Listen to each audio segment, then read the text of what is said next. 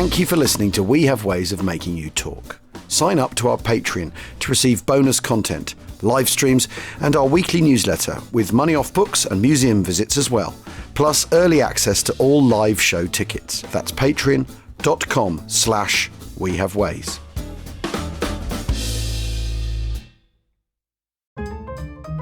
Whatever the occasion, effortless elegance is right this way. Because Hilton brings you new ways to stay courtesy of the Nomad London. And it doesn't stop at award-winning dining in a space draped in velvet and illuminated by vintage chandeliers. No, this day goes beyond with unparalleled personalized service and attentive hospitality. Oh, and did we mention the Nomad London can be booked using your Hilton Honors points at Hilton.com? Hilton, for the stay. The new McCrispy Strip is here. Dip approved by ketchup, tangy barbecue, honey mustard, Sprite, McFlurry, Big Mac sauce, double dipped in buffalo and ranch, more ranch, and creamy chili McCrispy Strip Dip. Now at McDonald's. Ba-da-ba-ba-ba. Are you still quoting 30-year-old movies? Have you said cool beans in the past 90 days? Do you think Discover isn't widely accepted? If this sounds like you, you're stuck in the past. Discover is accepted at 99% of places that take credit cards nationwide. And every time you make a purchase with your card, you automatically earn cash back. Welcome to the now. It pays to Discover. Learn more at discover.com/credit card, based on the February 2024 Nielsen report.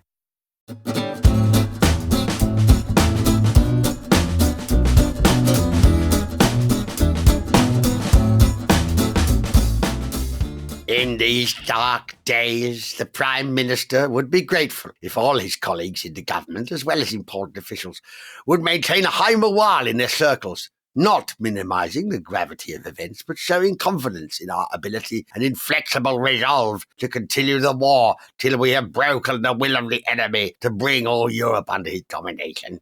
No tolerance should be given to the idea that France will make a separate peace. But whatever may happen on the continent, we cannot doubt our duty. And we shall certainly use all our power to defend the island, the empire, and our cause. That was, of course, a strictly confidential memo written by Winston Churchill on the morning of Tuesday, the 28th of May. Because we've put Black Monday behind us, haven't we, Jim? Well, not entirely. Because there's a further war cabinet meeting on Monday, the 27th of May at 10 p.m. Yeah. But it's called to discuss yet another crisis. And this, of course, is the Belgians surrendering. Welcome to We Have Ways of Making You Talk, where the Belgians have just surrendered. It's episode 4 of our 5 days in May, trying to zoom in as close as we can get to the decisions being made at this absolutely titanic 5 days working week in British history, a world history. And as we said in the last episode, the fate of the free world depends on this, but also the unfree world. What would happen to the Soviet Union if Britain is out of the war? You know, because that's next. Then, in fact, pretty soon, the Germans will be drawing up plans for heading east, actually, regardless of the outcome with Britain.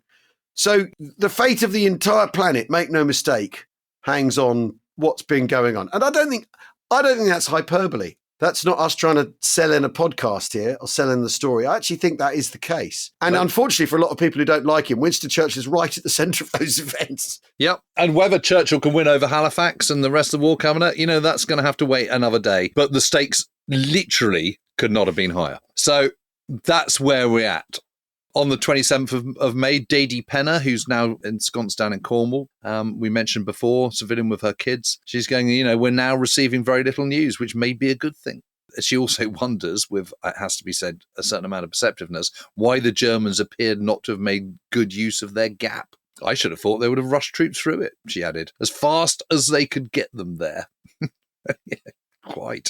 That's interesting, isn't it? If it's obvious to Dady Penner, but it's not obvious to Hitler. Yeah, it's amazing. That's exactly what I was going to say. The thing is though, not everyone really knows the true extent of the disaster. So intuition is what it is, right? Harold Nicholson, who's at the Ministry of Information, he's at the Ministry of Information saying we're a bit short on news. They have a meeting later on that day where he hears about the situation in France from General Mason McFarlane, who's just back from BFHQ, having commanded MAC Force. McFarlane tells us in blunt language that the BEF are now surrounded, notes Nicholson, and that a disaster is bound to take place.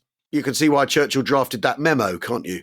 McFarlane's been sent to let people know what's going on, basically, hasn't he? Back in London. He wants the Ministry of Information to know that the Belgians deserted them, which is deeply unfair. And the lack of French fight is what's caused all their problems. And that they urged the most important thing is to save the reputation of the British Army by putting the blame on their allies instead. I've got a lot of time for this guy. I think General Mason McFarlane is a splendid fellow, isn't he, Jim? Well, he ends up being the top military diplomat in Italy, 1944. Wonderful. Fantastic fellow. Yes, it's obviously the fault of the French and the Belgians, oh boy. They've been absolutely ghastly, totally useless. And the idea is the big problem, obviously, if you're the Ministry of Information, is you've got to inform the public, but you've also can't tell the Germans too much, can you? No, absolutely not. So, it's a bit of a nightmare, really. Yeah. To put it mildly. And the other problem is that, they're trying to muster everyone around Dunkirk and trying to deal with their French allies, but they can't get hold of them. Gort and Pownall never seem to be able to get hold of Blanchard, which is a source of enormous frustration. Yeah. Every time they think they found him, he's gone. Hasn't he? He's moved on. He hasn't told Gort what's going on. The French comms, generally, the Battle for France, are bad, aren't they? They're relying on dispatch riders and stuff. They won't use the phone. They're very much stuck, aren't they? In an even older way of doing things than the BEF, perhaps. Yes, there's a reason why he can never get hold of Blanchard, is because the phone lines are down. And as you say, they're using dispatch riders, which is just hopeless in this situation where roads are clogged with troops and refugees and, repeatedly under aerial attack. You just can't do anything. Yeah. Gort's staff moves to the Dunkirk area, and Henry Pownall, who keeps a very good diary during this time, he later ends up in Southeast Asia. Do you remember him? He's chief of staff to Mountbatten. But he's chief of staff to Pownall at this point. And he notes in his diary, much of the town was in flames and falling houses blocked the roads. Bodies of civilians were lying in the streets. I mean, it's apocalyptic stuff, isn't it? They learn when they get there that, the port is unusable. And without ever managing to catch up with Blanchard, they get to their new headquarters at Goalhanger at 3 a.m. on the 28th. But plenty of troops are already on the move that night. Some heading back to Dunkirk and others filling the gap left by the retreating Belgians. And this has been one of the big dilemmas, is that on the top of the lozenge, there's this stretch from the Belgian coastline in, 15, 20 miles where the Belgians are holding it. And suddenly with their surrender, that gap has got to be plugged. And General Brooke, who at this point is not the chief of the Imperial General Staff, but is commander of 2 Corps, which is holding this northern part of the lozenge, holds a conference with his commanders, and his 3 divisions are spread out west from Menin, as in Menin Gate, to the east of Lille. But clearly now some pretty complicated movements are going to be needed, because in the middle you've got 4th Division, which is to move back a short distance behind the River Lys, around the village of Warneton. And the rain helps keep the enemy at bay, which is fortunate, although obviously it's completely miserable for the men. But Major General Bernard Montgomery's 3rd Division... Who he, Jim? Never heard of him. Never heard of him. He's at the bottom of 2 Corps' line, and he is going to swing behind 4th and 5th Divisions and fill the hole on 5th Division's left flank. So it goes Belgians, 5th Division, 4th Division, 3rd Division, and now 3rd Division is going to swing overnight behind 4th and 5th Division and fill that gap. And this is moving the entire division 50 miles. At night. This is the thing he's practiced, is the interesting thing, is that it's one of the things that Monty's had 3rd Division try before. And the division handles incredibly well, and so on. And even in this chaos, there are people who have a good Dunkirk, don't they, who then end up absolutely central to the way the Allies then go on to win the war, is the truth. So Gort finally catches up with Blanchard at 11 a.m. on the 28th. I think it's quite funny. They've been trying to find him and he walks into Gort's command post. Hello, you'll be looking for me, I hear. At around 11 o'clock, around the same time that the Belgians are surrendering. ECIM! Yes. And he's horrified to learn that the BEF are now evacuating. No one has told him in French High Command. Qu'est-ce que c'est? Well, they might have done it. It's just the message hasn't reached him. Yeah, exactly. Yeah, there's some lad on a motorbike in a ditch somewhere. Yeah. There's no other conclusion that could really have been drawn at this point. Gort and Pownall now urge him to order the French First Army, who are at the bottom of the corridor, to join the BEF in falling back. So they're at the eastern end of this lozenge. You really need to join in with this, help us collapse the bag, as it were. Because Gort's going to retreat to the line Ypres, Poperinghe, Cassel, which is behind the River Isère, some 25 miles from the coast. I mean, these are all First World War names, aren't they? I know. It is something, isn't it? And lots of the senior officers must have been thinking, oh, goodness, and what do we do now? Beat the buggers here last time, but they seem to have got the best of this time. A lot lot of them must have been thinking that. And you've got these amazing stands at places like Hazebrook, Cassel, Wormhout, old county regiments, Gloucesters and your Worcesters and your Ox and Bucks, and all these people. This is your grandfather, isn't it? Yeah, exactly. Territorial Battalion, 2nd Bucks Battalion, Territorial Battalion, a handful of professional soldiers. Everyone's a civilian, pretty much.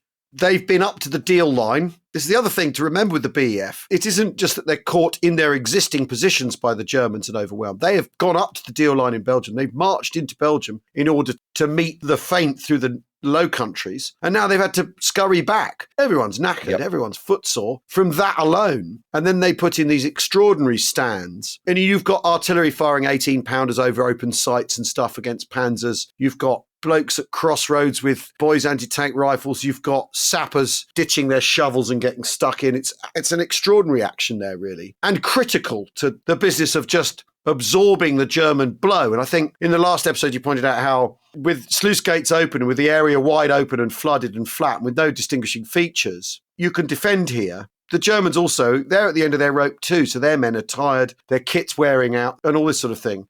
And it's a fairer fight at this point, isn't it? I think it's fair to say. Yeah. And the Germans have a rough time of it too at this point, which is what it's all about, because time is of the essence. It absolutely is. Anyway, Blanchard's having none of it. Is the truth of it. I love it. He went completely off the deep end. Such a withdrawal was impossible. Couldn't do it. Had to stay where they were, all the rest of it. So Gordon Pownell go, okay, fine. You're on your own then. Great. Suit yourself, mate. Yeah. Suit yourself, mate. Yeah. So ended the meeting, notes Pownell. Except for one or two excited moments, there was no unfriendliness, and we said goodbye quite cordially. But Blanchard's a professor, no general, and the situation was much too big for him to compete with. Fair enough. Very polite. Yeah, he is, to be honest. Blanchard does not have a good campaign. No.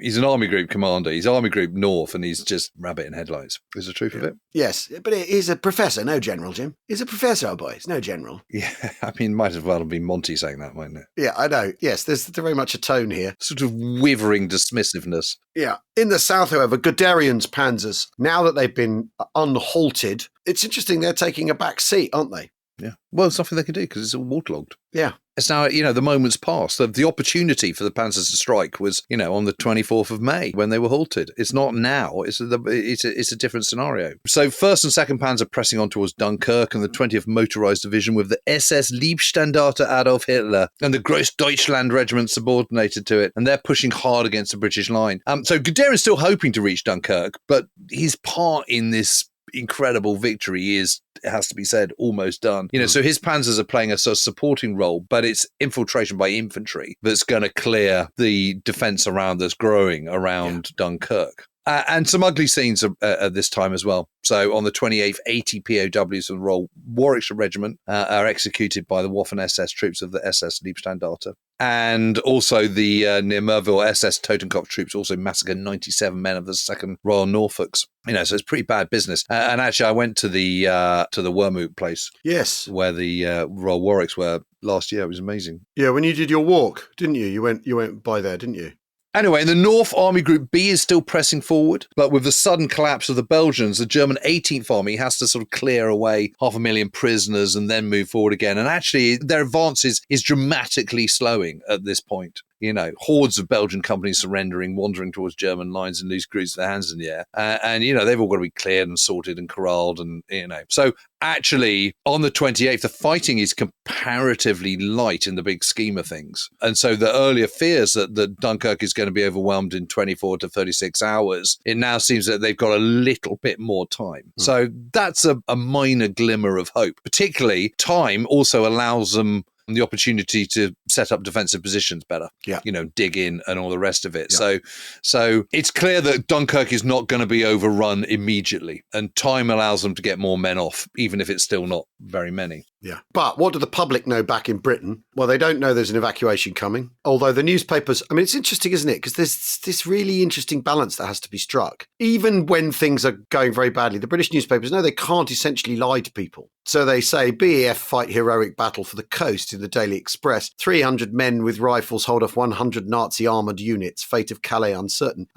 They're directing people's attention to the fact that the BF is now on the coast and surrounded and are holding off the enemy. Fate of Calais uncertain, of course, is however, nonsense, because Calais fell 2 days previously. But I just think it's really interesting that isn't a newspaper saying everything's tickety-boo, is it? That's leading the public towards a disaster, right? You'd have thought so, yeah. You imagine the conversations between Ministry of Information and the editor of the Daily Express, which is Beaverbrook after all. Yes, exactly.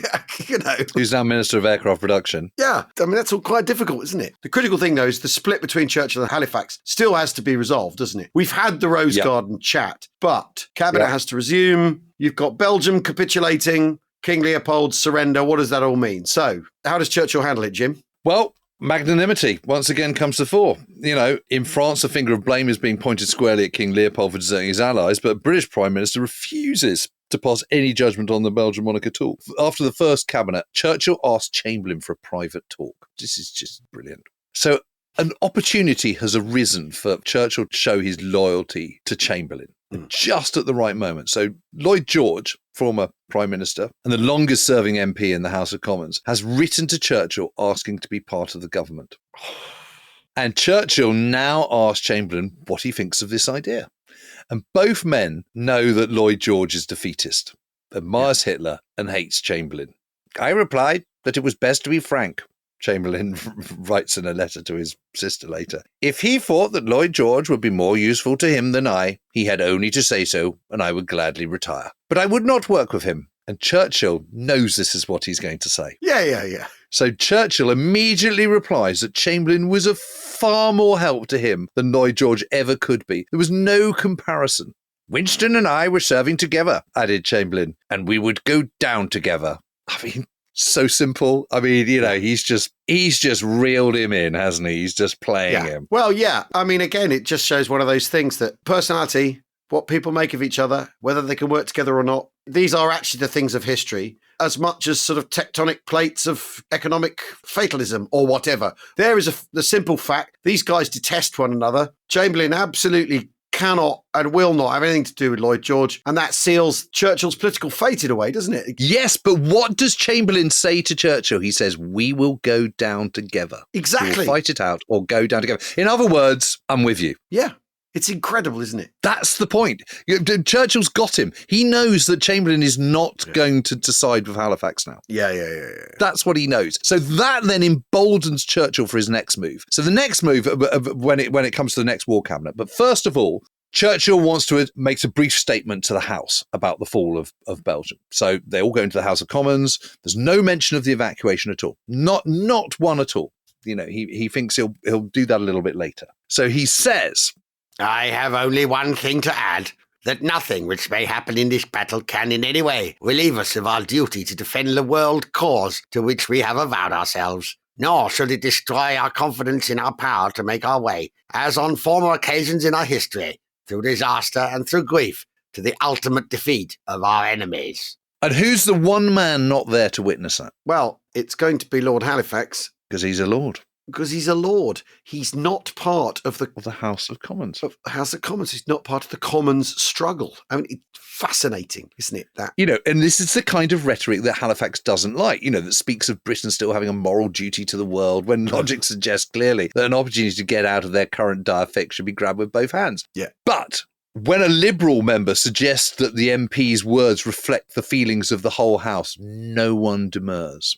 Yeah. So they might privately be thinking something different, but openly they're not. So the next war cabinet meets soon after in a room at the Commons, so not at number 10.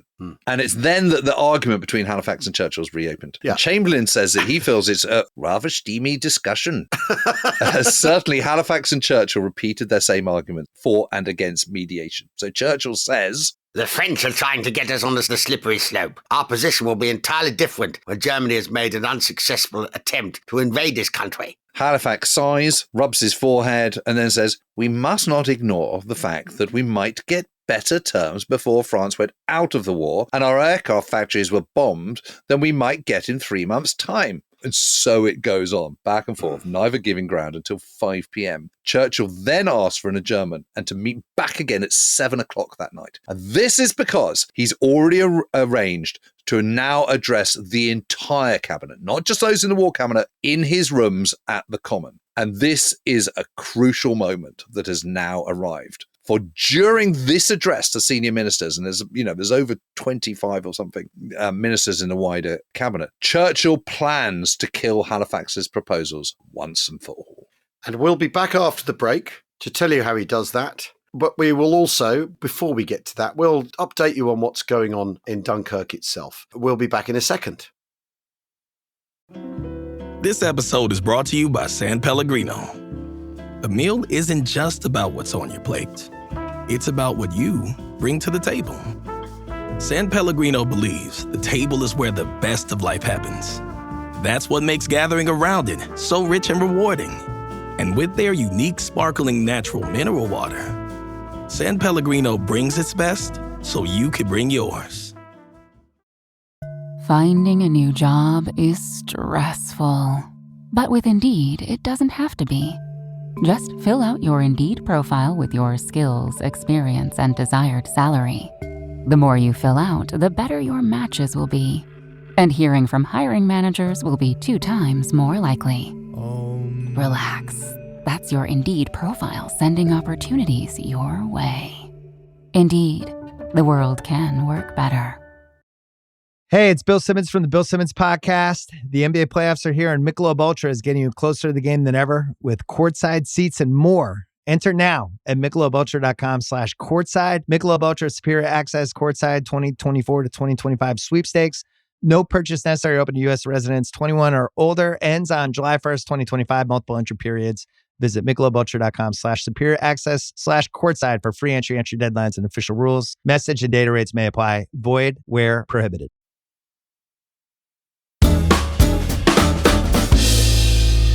Welcome back to Weird Ways of Making You Talk. Well, we left you with Winston Churchill. He's adjourned the War Cabinet. He's going to address the entire cabinet, and he's got something up his sleeve to finally shut Halifax down. But meanwhile, because after all, this is like the most... Meanwhile. The lasagna of meanwhiles. What you've got now is Captain Tennant. Pappardelle ragu of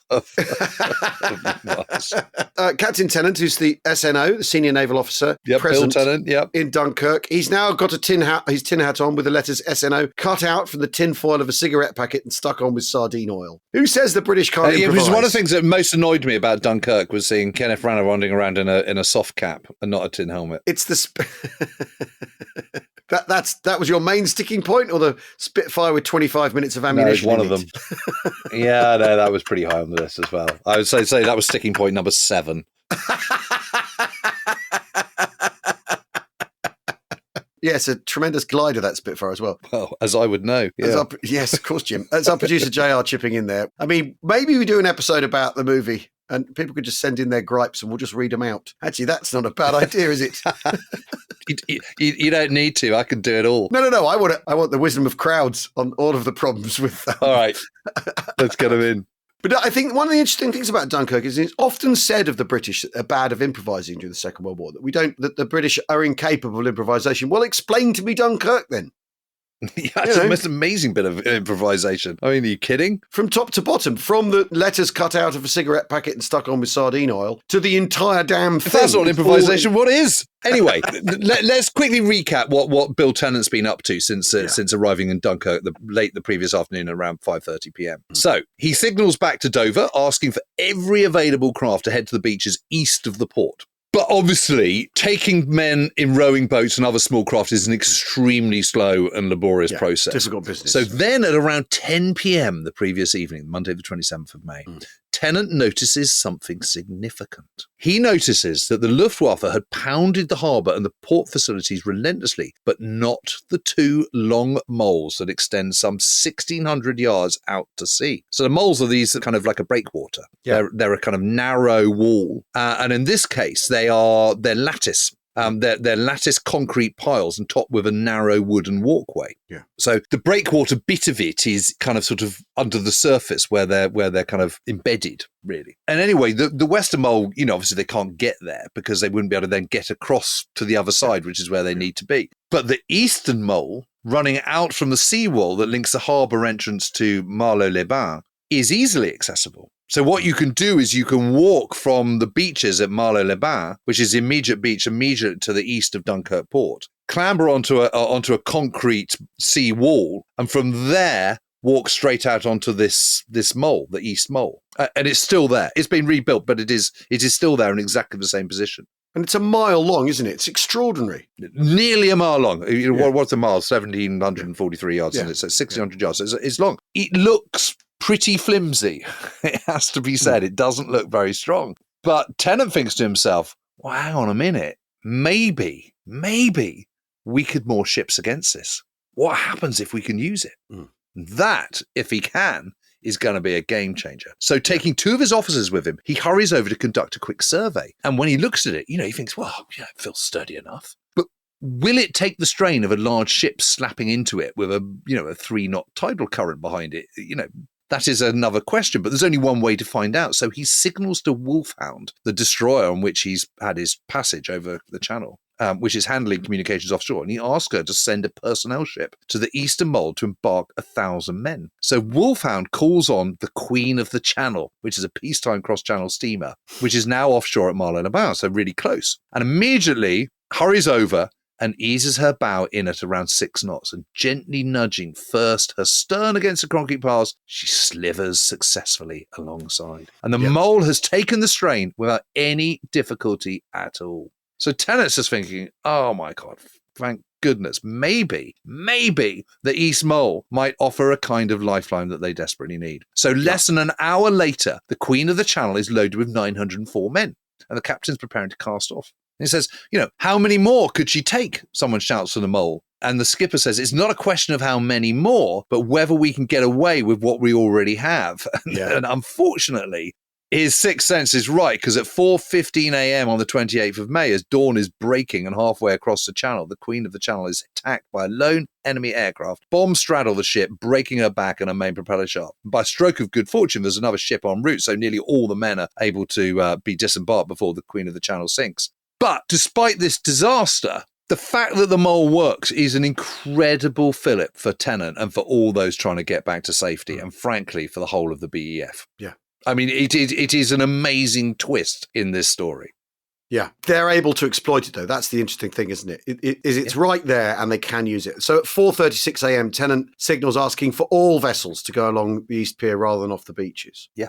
And they start double stacking. Yeah, exactly. So at 4:45, a second ship leaves the Mole. At 9:55, a third ship casts off packed with men. By mid-morning, the pier's crammed with men. The Luftwaffe are overhead again, but haven't cottoned on to this yet, have they? No, because the Mole is near the port, which is near the oil containers. So they can't see it. So they can't see it. There's 10 temps cloud anyway. There's not a drop of wind. So that's another thing that's wrong with Dunkirk film. Yeah. Because there aren't any sort of crashing breakers on the coast or anything like on the shoreline. Send your complaints in. And the Luftwaffe, the cloud base is low, and it's even thicker and denser and lower over the port because of this thick pool of oily smoke. So it's like having a massive umbrella over them, shielding them for what they're doing. The Germans can't see, the Luftwaffe can't see this. And it's incredibly difficult to hit this, even if they could see it. Yeah. The cloud base is 1,000 foot or something, or 800 foot. Your Stuka dive bomber is beginning his dive, several thousand feet above that, 6,000 feet, 5,000 feet, something like that. So you can't aim when you start your dive on the Mole because you can't see it. The only way you're going to attack that is not with a dive bomber. It is with a Ju-88 or a Heinkel or something slipping out underneath the cloud base and coming in incredibly low. But that in turn is incredibly dangerous. And so hardly any of them are doing it, which is why it's not getting hit. Where people are getting hit is out in the channel where the sky's clearer. Yeah. That's the point. But the thing is, though, in these circumstances, nevertheless, Tennant realises the sort of scale of the task. So at 9:35 a.m., he says, at present, 2,000 men on a Dunkirk beach, 7,000 men on a dune for which I have no votes available. They now need a water which Army cannot supply. Unlimited numbers are falling back on this area in situation at present. In present circumstances, will shortly become desperate. I think what's interesting about those numbers is they're tiny, aren't they? When you consider how we know more than 300,000 men get off the beaches of Dunkirk, and here he is worrying about a couple of thousand, 7,000 hits. It's again, it beggars belief, the scale of this, doesn't it? Yeah. Surely, as you're in his position, with it yet to have happened, and his helmet smells of sardines. So what they need is more boats. They need big ones along the Mole that can moor alongside the Mole, and they need the smaller ones to take people off the beaches still. Yeah. So even with little boats, the more that can do the trip across the channel, the better. There's a sense in there that also you create, if you've got so many boats going backwards and forwards, the Germans won't know what to pick as well in air attack, will they? You just overwhelm what the Germans are capable of doing as well. Yeah. But of course, it's all secret, so drawing vessels together has been quite difficult, hasn't it? Yeah, it is. But all the ships that can are heading to Dunkirk. You know, the Royal Navy's reach is considerable. You know, there's no ship anywhere, any port in the UK that can't reach another part of the UK within 24 hours. So, you know, that's good. They've got a number of naval commands in the Mediterranean, Middle East, Far East, so on. You know, so obviously those can't be called upon. But the British Isles are protected by 5 naval commands. So that's Nore, Portsmouth, Western Approaches, Rosyth, Orkneys and Shetlands, which are then divided into sub-commands. So Dover is a sub-command of Nore, you know, which is why you've only got a vice admiral in charge of that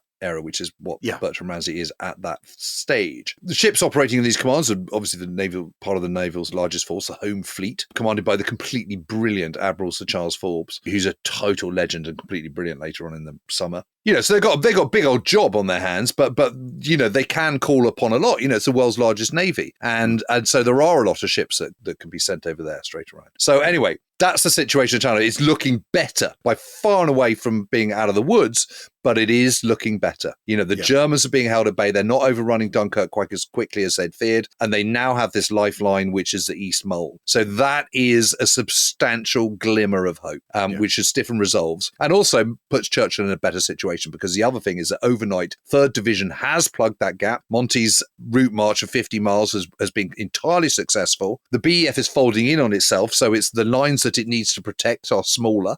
So that then requires less men, which means more men can fold in on the lozenge and head to Dunkirk. So the situation it's still absolutely critical, but it's substantially better than it was 24 hours earlier. And that's amazing. The key point. There is a palpable glimmer of hope. So at 5 p.m, Tuesday, the 28th of May, Churchill finally addresses his wider cabinet. Some 25 men, different parties, all highly experienced parliamentary men. And Churchill gives them a frank account of what's happened in the past fortnight and admits that the BEF is now being evacuated. He says he expects 50,000 to be lifted, although told them 100,000 would be a magnificent effort. So, you know, again, you know, he's trying to be honest now, and the situation has changed. It's no longer kind of 40, 45,000. You know, they're now daring to talk in terms of 100,000. He says the public needs to be prepared for bad tidings. And what's happening in northern France was, truthfully, he says, the greatest military defeat for many centuries. However, soon the war is going to be turned against their island, and they need to prepare themselves for that. But an invasion would be an immensely difficult thing for the Germans, and Hitler would demand their fleet. You know, if they tried to sue for peace now, this is what this would look like. Hitler would want their fleet, naval bases, much else besides. A puppet government would be set up with someone like Oswald Mosley, the head of the British Union of Fascists. On the other hand, he points out they've got plenty of reserves. They've got the world's largest navy. They've got air defences. They've got the world's only fully coordinated air defence system. With a home advantage. More fighters are being produced every week. You know, the waters are amply mined, and they've got a home guard being, you know, the LDV, as this point is, the local defence volunteers being mustered. You know, they're a long way from needing to throw in the towel at this point, is basically what he's saying. Exactly. Well, and another point, just before we get to my peerless impression of this moment, there are lots of British defence contracts in America that are coming to fruition right at this moment, aren't there? This is the thing. Yeah. Britain has spent a vast amount of money on armaments in America. The Mustang is first flying. The Mustang. Exactly. So maybe, you know, and rifles, countless rifles. So maybe the army right now hasn't got the kit it needs. But as he says, you give it a moment, you buy the breathing space, and we have a chance. This is the sort of paradox of the very well alone moment, isn't it? Is that Britain does feel on its own at this very moment, but actually, if you can pull yourself away from that and look at actually what it has at its disposal, it's not not necessarily the end. And he's quite right that the Navy will end up being part of being a German Navy, and that Mosley will install a puppet government. The terms can only be bad, and the terms will be bad for Halifax, is the truth. Yeah. They're not going to get anything out of this, are they? No.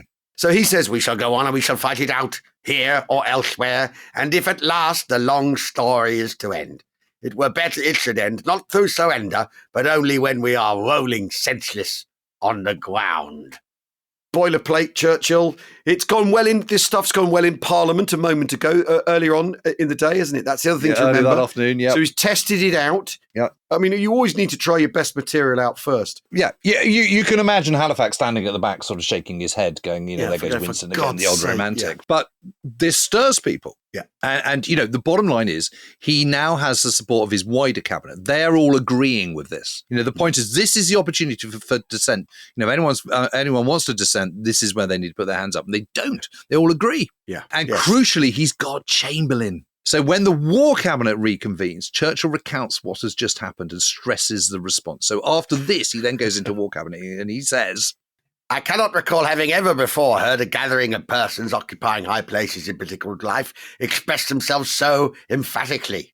So at this, Halifax mentions Renault's proposed appeal to President Roosevelt and whether it should be a joint message. But he says nothing more of an appeal to Mussolini.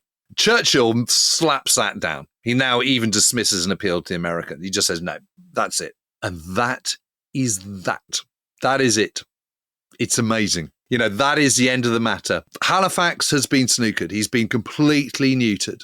The War Cabinet, Churchill has got Chamberlain. He's got Attlee. He's got Greenwood. He's got the wider cabinet.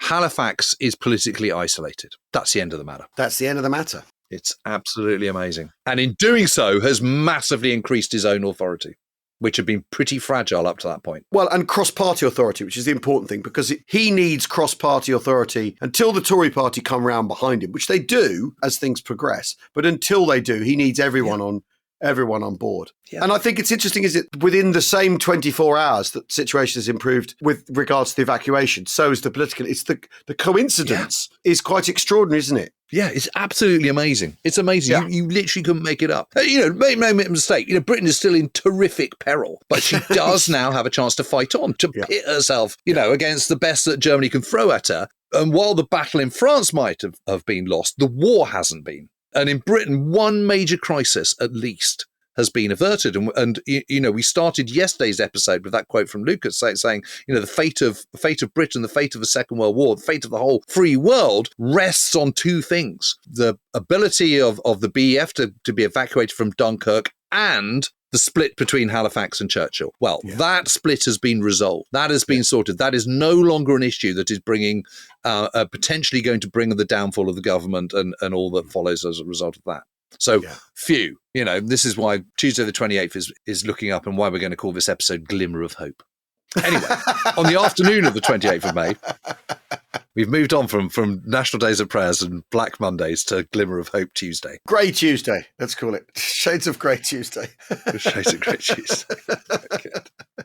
Black Monday, Grey Tuesday. It's not sunlit yet. Not sunlit. There's quite a long way to the sun comes up. But Lord Gort, on the afternoon of the 28th, moves his command post to the Belgian King's summer palace overlooking the dunes and the sea at La Panne, just inside the Belgian border and some 9 miles east of Dunkirk. I mean, it's interesting. They really do have command of the situation, the army, at this point, the BF, don't they? They do. They're holding the Germans back. And it's tremendous, stirring stuff, isn't it? People are engaged in fantastic stands. And Henry Pownall writes, and so here we are back on the shores of France, on which we landed with such high hearts over 8 months ago. I think we were a gallant band who little deserved this ignominious end to our efforts. For myself, I am still stunned. It all seems a bad dream from which I hope to wake. I imagine most people felt like that.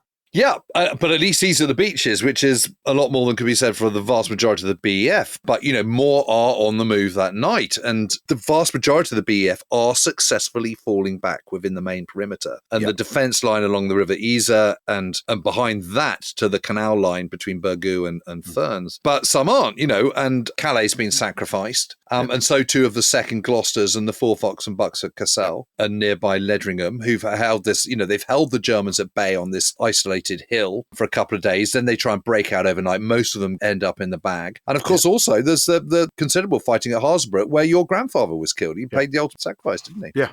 In this fighting, right at this moment. So, I mean, you have an incredibly personal connection to this. When you go to Harzebrouck, there's a railhead there. Mm-hmm. Lots of brick buildings. Sort of modest little, Flanders town. And you can see with the great open, because it's flat, you can see how you defend it. I did do a battlefield tour there with the Colonel, with Dad, a very long time ago when they were involved in putting the plaque up. And they had people from the rifles, and they do that usual thing where they say to the soldiers, "Well, where would you put your anti-tank weapons? How would you defend this position?" And they come to the same conclusions, basically. Well, we can see them coming around that corner. The reason these are all so successful is because these are strong points that the Germans can't ignore. They have to turn and face them and get rid of them. So Cassel and Ledringham, there's these hills where the defenders have a kind of dominant position. They have to be kind of worked over by the Germans, and it's a process, and it's the same as Harzebruch. So these little stands are holding up the German effort and buying time for those trying to, who are already back at Dunkirk or falling back. So that's the key point, and they're absolutely epic. And each one of these little epic defenses is a story all of its own, and large numbers of these end up either killed, wounded, or in the bag. So sort of casualties of the casualty figures of the battle. But these are they're properly heroic, and your grandfather's last stand there is it's immense. It's incredible stuff. It's incredible stuff, and they are literally giving their lives to save others. We did do an episode with my dad, the Colonel Ingram, who's researched it and found out what went on, which will be in our Dunkirk episodes from 5 years ago, where you'll hear him. Episodes 141 to 148. Yeah. He didn't tell me to get a haircut during that, but he may as well have done. Anyway. But Dady Penner has now realised that the lack of news was not a good thing. She writes in her diary. She wonders whether the BF could possibly be saved. She's reacting to the Belgian surrender. Nothing short of a miracle could save the situation on that part of the front now. She's such an interesting barometer of how people are feeling. She's so perceptive. She does sense this renewed feeling of determination, not just within herself, but amongst everyone. And she says, she's enjoying the reports of the RAF's wonderful performance. The daily bag of enemy planes, she writes, is now almost commonplace. And certainly, Fighter Command has a key thing, which is why my Battle of Britain book starts in May 1940, because Fighter Command enters the fray on the 23rd of May, or 21st of May, or whatever date it is. But it's this period that Fighter Command gets out. And Fighter Command is there to defend Great Britain. So the moment you're using it, it is there to defend Britain. So Fighter Command has been playing its part, and responsibility falls under 11 Group, which is South East England and London, under Air Vice Marshal Keith Park. For covering Dunkirk, Park has got 16 fighter squadrons at his disposal out of the 36 now left in Fighter Command. And the rest are remaining as both a reserve and to protect other parts of the country. So like Kesselring, Park is also facing the problem of range, although not so much from lack of fuel, but because it means operating outside Britain's defensive system. Yeah. So there's no radar cover over Dunkirk. So he's forced to rely on inefficient and exhausting standing patrols, which are just, so what that means is you fly over as a squadron of 12 planes and you beetle up and down the beach for a bit. See if you bump into anyone. The chances are you are. But you can't maintain that all the time. So you have to do it in concentrations, because otherwise to get it there all the time, you're probably down to 3s and 6s rather than 12s or 24s. The Admiralty is demanding cover around the clock, but it's not possible. So he goes over himself in his Hurricane. And then talks to the pilots, and he quickly becomes convinced it's much better to send over 2 squadrons for some of the time rather than half a squadron, or as I say, a Vic of 3 to provide non-stop cover, which is why, again, Dunkirk film is wrong, because they would never send them over just 3. Just saying. Well, we're going to get an episode. And anyway, he's undoubtedly right, and he gets his way, basically. And he also makes sure that he rotates his squadrons regularly. 92 Squadron, for example, flies missions over the French coast on the 23rd and one on the 24th, and then one Channel patrol on the 25th, and then it gets posted out of the way. And those who'd earlier served in France, such as 32 Squadrons, Hurricane Squadron, they've now done their bit and they're kept out of it completely, give them a chance to recuperate. But the other thing that's helping the British cause, of course, is the weather. We've touched on this already. But basically, the whole of that last week of May, Dunkirk is under 10 tenths cloud with barely a breath of wind. So this is not something that's going to blow over quickly. Visibility is deteriorating. Rain comes, then heavy cloud and rain. And again, but no wind. So the channel remains flat as a board. So, again, there's this other glimmer of hope, which is that the weather is playing into their hands. And 18,000 men are evacuated that day, of which 12,000 are taken from the East Mole and nearly 6,000 from the beaches. It's working. It is looking better. Yeah. And you have most of them are being lifted up from the Dunkirk end, and there are more men pouring onto the beaches, particularly near Bray Dunes. So Bill Tennant hears now that there's 5,000 milling around the dunes and beaches there. So he sends off 2 of his officers and 15 men to see what they could organised, but it's not 5,000, it's 25,000 men. I mean, these numbers. Divisions of men, already there, exhausted, thirsty, hungry, and leaderless. And there's nothing like enough boats offshore. So they signal, I must stress the need for boats and motor launches at Bray. Much provisions for troops also needed.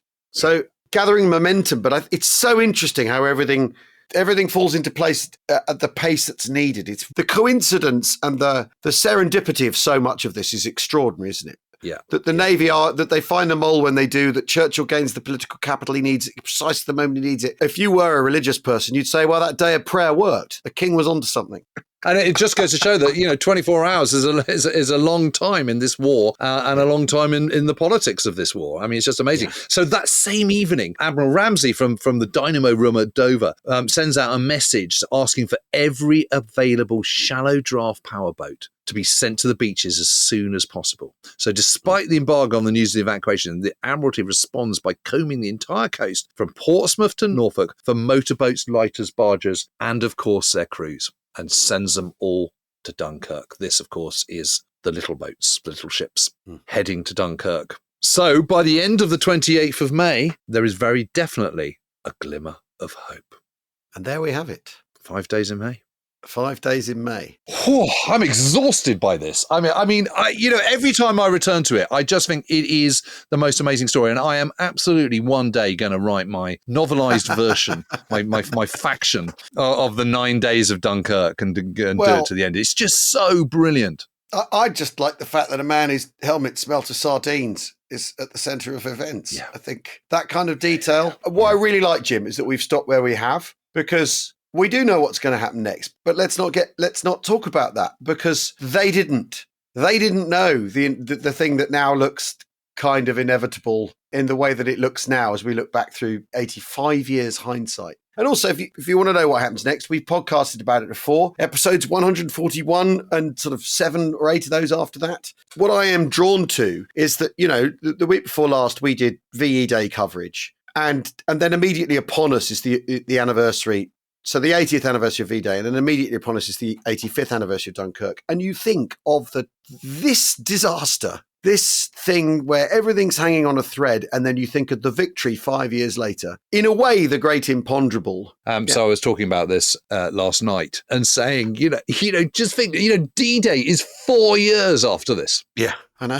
Where you're talking about, 1,213 warships, 4,127 assault class, 9,639 vessels, 12,590 aircraft, all part of D-Day, 4 years after this. I mean, it is nothing. It's absolutely phenomenal. What a turnaround. Shows what democracy can do when they pull together. Yeah. Well, and, the thing that speeds the plough is how critical the situation is. And urgency. Necessity and urgency and seriousness. Yep. And let's be honest, waste. Being prepared to waste tons of stuff in order to get to where you're getting to. I think and sacrifice. I think it's the most amazing story. I mean, it's literally a phoenix from the flames story, isn't it? It really, really is. BF dies in the flames of Dunkirk. Yeah. I've so enjoyed revisiting this, and to do that kind of deep dive into the kind of the cabinet discussions has just been completely fascinating. Yeah, I'd like to say that those were impressions we were doing. We didn't use some fancy AI to recreate the sound of Winston Churchill. I was Halifax momentarily. I think there's no argument about that, Jim.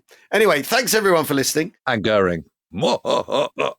Yeah, it's the Goering that remains unsurpassed. We will see you, hopefully, at We Have Ways Fest, 12th to 14th of September, Black Pit Brewery, next door to Silverstone. A weekend of War Waffle. wehavewaysfest.co.uk. We very much look forward to seeing amazing people coming to speak. Amazing people coming to speak. Thanks very much for listening. We will see you all again very soon. And cheerio. Cheerio.